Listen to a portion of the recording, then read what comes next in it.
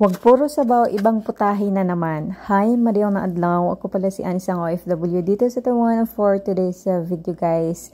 Dahil season na naman ng ampalaya at medyo marami yung nabili ni Amo na ampalaya. Kaya ang ginawa ko, hindi ko na talaga guys sinabaw. Ang ginawa ko ay ginisa ko na utas na talaga kami dito sa bahay guys ng sabaw. At ito na nga ang ginawa ko. Itong ampalaya is tinanggalan ko yung buto-buto at saka yung sa gilid mismo yung puti-puti kasi medyo matigas yan at matagal talaga yan maluto guys kasi matigas-tigas nga. And then hiniwa ko lang siya ng saktong nipis lang, tapos itong ginger din manipis talaga, as in manipis.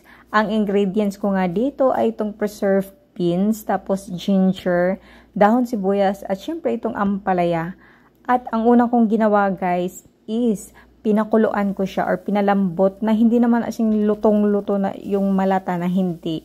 Yung saktong luto lang na para ang purpose niyan is maibsan talaga yung pait. Kasi itong ampalaya naman guys, mapait naman talaga siya.